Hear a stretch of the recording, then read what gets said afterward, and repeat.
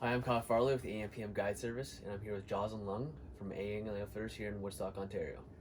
Here we are today with my dog Feeny, who's gonna bark, so we're gonna have to edit some of the video. But we're going to do a video on how to set up two HDS lives or HDS carbons. They run on the same platform. So let's start with the video. Hello guys, here we are on the factory settings of a brand new HDS live, and we're going to show you how to properly set it up for competitive fishing. Many of you folks have many of these units on your boats. Later on in the video, we're going to show you how to set up both units properly, which is quite tricky. So first thing we're going to do, hit the page button. We're going to start with the chart screen. Right now we're on map only, factory settings from Lowrance, which is awful. Only information put on the screen is your speed. We hit the power button, we hit the edit, we go to add, we go to your compass heading, we go to your depth, we go to your time because you're probably competing, so you need to know the weigh-in time. And we go to your voltmeter, which is extremely important when you have more than one unit. So because we have a toolbar that tells you your latitude, longitude, distance, and bearing, we move your voltage down here. We move the speed down here. We make it bigger by hitting the positive button so you can see it. We move the depth over to here, make it bigger. We move your compass heading to keep the boat straight, put it here, and then we make the speed a lot bigger, 1, 2. So I've got all the information. You can actually put 90 different parameters on your screen. So if I wanted to add more stuff such as top speed of your boat and how far you've gone today, we go down to trip and we have the max speed today, and we have trip distance. So if you'd like to put that for each day of your tournament, you can also put that information on your screen. So we save it. So that's our data on the screen. Now, most of you have a lot of big units and you fish for 10 minutes to half an hour in one spot, and you have to keep an eye on the voltmeter. We hit the page button, we hit the alarm button, we go to settings, we go down to voltage, and we touch it. And we're going to set it at 11.5 for a Opti or for a 4-stroke Pro XS. So we're going to go 11 or 12. Once you set the voltage to what you want, if it hits that reading, the alarm will go off. The unit's on simulator, so it's going to keep cutting in and out. So we're back to the map screen. So next thing, so we've set the voltage alarm at say 12 volts or 11 volts or whatever you're comfortable with setting it so that you can still start your gas motor. When the alarm goes off, you got to stop fishing, get ready and go down the lake and charge up your batteries or start turning other units to standby. Standby is an important feature on larger units that draw a lot of power. The HDS 12 draws about 3.5 amps, so it's quite a bit of a draw. If I hit the power button, there's a standby feature. If I hit standby, the unit's still on, but it's saving trails, it's communicating with the other unit, but it's on standby, so it draws a lot less power. If I touch the screen, it goes back to live. I just press the exit button, back to going. I go to the option screen. Orientation.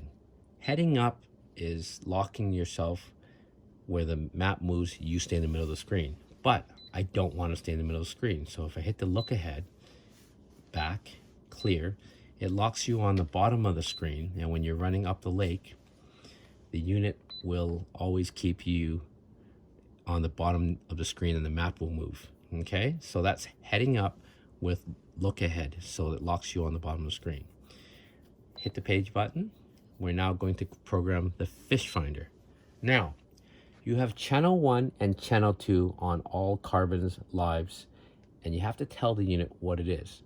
Channel 1 is your blue port. Channel 1 is the transducer that you're adding to the unit. On an average Ranger or Triton or Bass Cat, there would be a class 10 transducer known as the PDWBL. If you're not sure, all transducers within 1.5 inches of the transducer will have a sticker, and the sticker will show you what code that you punch in. So we hit the page button, we go to the gear button, and we go to the sonar. We go to installation. In this situation, so here, I'm just going to show you quickly. This is an ice transducer, and what we have here is a PTI WBL. So if I took this ice fishing, I would tell it to a PTI WBL. But in this situation, I would have a glassed-in transducer. So I go transducer type, and most Rangers and Tritons and Basscats would have a PD WBL. Now I've told the unit I have this transducer, and it will set the parameters of the fish finder to this transducer, which is extremely important. I save it. Now, I've told the unit which transducer I have. The black port, which is channel 2, will be your active imaging, your total scan. It'll be your other transducer that's already on the black port, which is channel 2. I go to advanced. I turn off the top filter because I don't want to know what's on top. I want more power going down low. I then go to scroll speed, and I increase it twice, which is 3 times. That gives me a better reading at higher speeds. I then, sorry, it's on demo mode. I go back and I go to more options. If you're not colorblind, palette number 13, which is known as white with bottom tracking, shows you the hardness of the bottom as darker and the softer the bottom as lighter. But this is not the key screen. We're going to do a split screen after we program this screen. The good or bad feature of all HDS is you have to customize each and every screen. So this screen is only telling me the depth and the water temp, which is not enough information. I hit the back button, I hit the power button, I go back to edit overlay, I touch it, I go to add. I need to know my speed, especially if I do some strolling or if I'm trolling. I need my bearing to keep the boat straight. I need my speed. I need my weigh-in time. I need my voltmeter, which is on other. And I'm gonna move the information. Weigh-in time, I like it bigger so I'm not late for weigh-in. Speed, I would like it bigger. Compass heading, I can keep it small. Depth, I need it a lot bigger. If I make it a lot bigger, I gotta move the water temperature down. Then I save it. So I've got my depth, what my boat is heading, I've got my speed, I've got my water temperature, I've got the weigh-in time, I got my voltmeter. Now, after I set the transducer, I gotta tell it to go to less than 100 feet, which is shallow, more than 100 feet, which is general. When you change the mode, you have to change the color back. So I go back to more options, and I go back to palette number 13. So that's showing you the hardness of the bottom. Now, this is a good screen, but with the advent of Lowrance patenting the active imaging downscan, which is that feature, we are going to create a competitive screen for you. I put my finger on the quick keys, and I get rid of the keys that I don't like, and I create my own page. When I create my own page, I want sonar and downscan. Now, if you want the downscan on this side, you move it over. If you want the downscan on this side, you move it over. I save it. So when I create a screen, the downscan is on a harder to see color palette. So I touch the downscan screen, and I go to palette number 1, which is brighter blue, or I go to the darker blue. Generally, if you can see most color spectrums, the lighter blue seems to be a nice screen that you can clearly define the bottom better. So right now I have fish with weeds beside the sonar screen, and obviously the views are very different, so it's nice to have them side by side. Do not overlay your downscan. I see that all the time on our customers' units, and what they're doing, they're overlaying, I just can't find it right now, but they're overlaying the downscan to the sonar, and you should not do that because you can't differentiate the picture if you overlay them together. Now, because I've created a screen, there's no information on the screen. So I hit the power button, I go to edit, I go to add. I always start with sonar because that way I don't have to move away all the information around. I got my depth, I got my compass heading, I got my speed, I got my weigh-in time, and I got my voltmeter. And of course, I have to move it around, and I have to make it bigger so I can see it. Hit the positive button, Move the speed over here, make it bigger, bigger. Move the compass here, move the depth, make it bigger, bigger. So I've got whatever information I'd like to put on my screen. I believe there's well over 70 overlays that you can put on your screen. You pick the ones that you want. I'm just showing you the ones that I use. So right now we have map with fishfinder, downscan with sonar. We're going to create the good screen, which is downscan with side scan. We prefer to have the downscan on the left side of the screen. We press save. We want the blue palette number 1 for the right side of the side scan. We go to palette number 1. Now they're the same color. We hit the power button and we can make the side scan a lot larger. And we save it.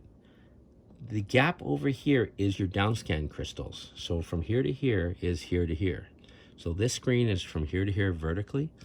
This is, horizontally. And this is vertically looking side to side. I hit the power button because there's no information when you create a screen. You have to put the information back on the screen. Edit that, edit data overlay. I just pressed the wrong button, sorry guys. Edit data overlay, go to add, go to depth again. So we gotta go to sonar. We gotta go to compass heading. This is very important for side scan because I want to keep the boat straight when I'm side scanning. Go to speed, go to time, time, and go to voltmeter. Sorry, I'm just kind of flying through this. And then we put the voltmeter. The voltmeter might not be as important on the side scan screen because most people are gas motoring, searching for areas. So I make the time larger. I move the voltage down. The course, I make it bigger. Sorry, the speed, I need to make it larger because I like to troll at about 4 miles an hour. The compass heading, I need to make it quite a bit bigger because I got to keep the boat straight when I'm scanning side to side so I don't cross over the grid as I'm trying to read the bottom. Depth, and make it larger. Save. So this is my combination screen. Now, all touchscreen Lowrance have quick keys.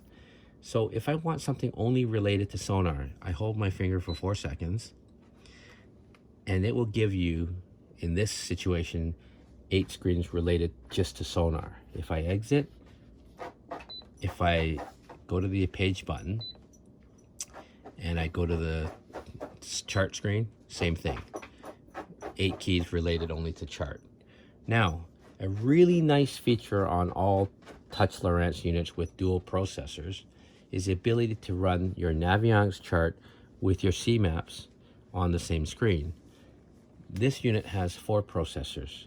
So we're going to run Navionics with Navionics high definition. So we pick a spot. So I touch this screen. I come to Canada where we loaded the card. And we're going to go to Lake St. Clair and zoom in.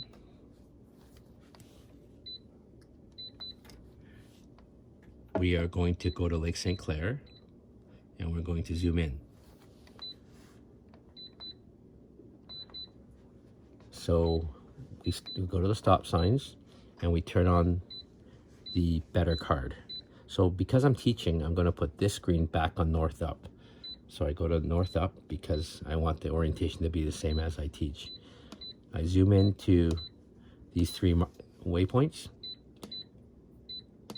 And on this screen, which is the left screen, I'm going to go high def. More options, Navionics. Oops, sorry, right screen. Sorry, I touched this screen and I still turn on Navionics. So both Navionics files are turned on. But on this screen, we want the better definition.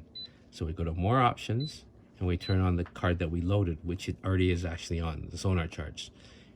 I go to this screen and I turn off the sonar charts, which it actually is, sorry. So as I zoom into this waypoint, lower definition, higher definition.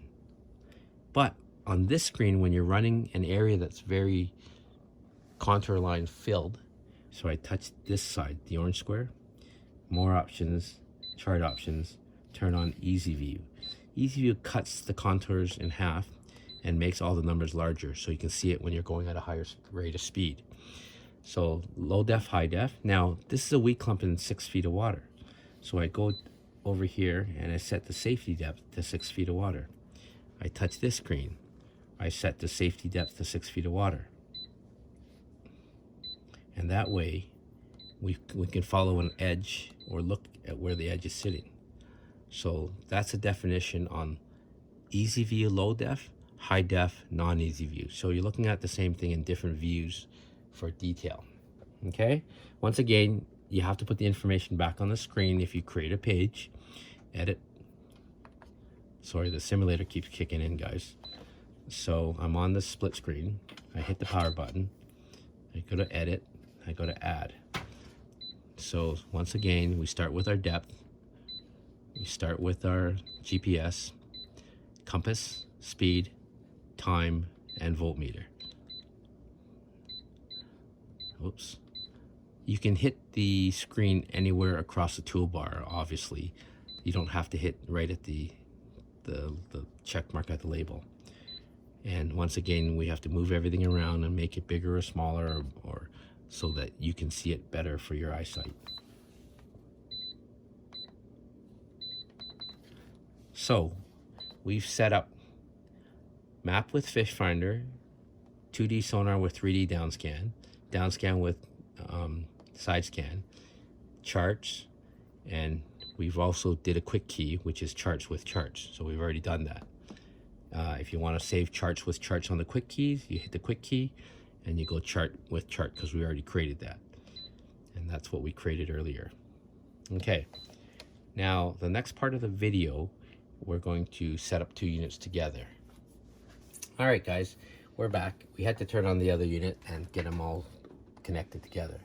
We have 2 units, such as what most bass boats would have. You can have 2, you can have 4 units, it doesn't matter. So on an HDS, such as the Carbon Lives or Gen 3s, a yellow wire, which is called the Ethernet, will be connected between the 2 units. Right now, many of our consumers are looking at purchasing the active target. The active target will take one of the yellow ports. If you have a new Elite FS, you're going to have to probably get an NEP box, which is a hub box that allow you to run 2 units and the active target together on an Elite FS. But on a larger screen than a 7, which would be the 9, the 12, or the 16s, they have 2 yellow ports in the back. This is very important when you link 2 or 3 units with the active target or the 3D scan. So right now, we have the 2 units networked. We have 1 Navionics card in this unit. It's sending the data to this unit. Now, this, as an example, would be at the front of a bass boat. It would have a transducer plugged into the either Lowrance or the Minn Kota Ultrex, for example. So let's pretend we have a Ultrex with a Lowrance transducer on the outside of the trolling motor. We would go to sonar. We would have the HDI transducer, because that's got the 3D downscan with the 5-channel transducer built in. So we hit the page button, we hit the gear button, we go to sonar, we're going to turn on installation, and we're going to tell the unit we have an HDI transducer on the outside of a trolling motor, as an example. Now, by chance, that transducer is the same transducer built into the Lowrance Ghost. So if you have a Lowrance Ghost, you're going to type in HDI 83200 on the base transducer that comes with the Ghost. So right now, I've told the unit I have a certain transducer.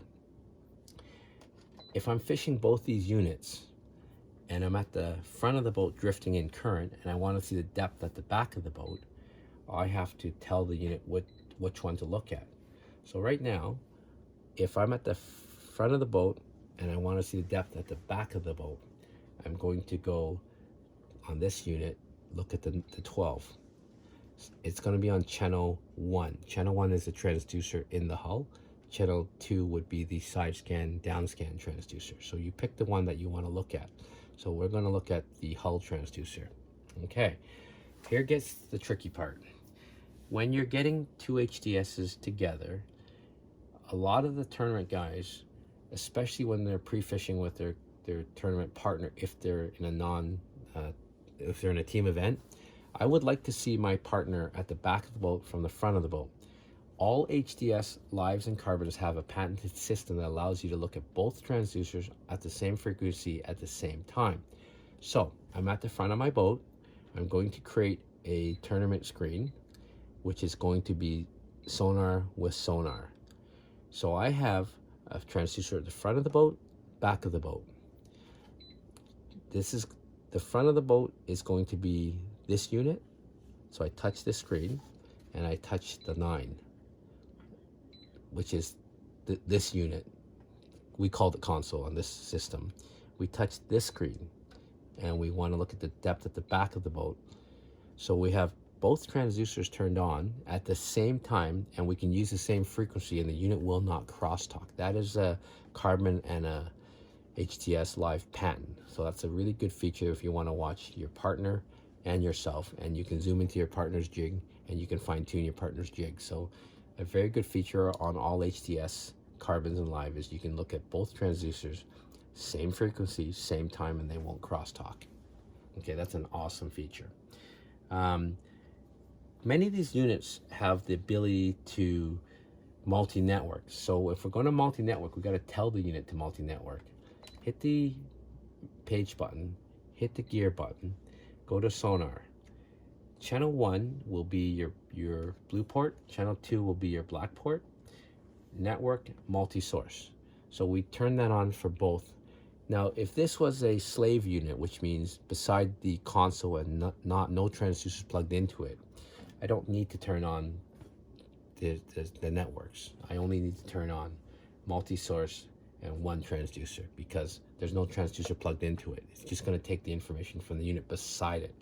But if the unit has a transducer plugged into it, away from the other unit, you're going to turn on both channels and multi-source it. And that's how you set up a network between two HDS carbons or lives. And I hope you learned a little bit. All right, thank you for joining us. We'd like you to like and subscribe to our video. If you have any questions, you can call us at the store at Angling Outfitters, Woodstock, Ontario, or you can send us a message through Facebook. Have a nice day. Thanks, guys.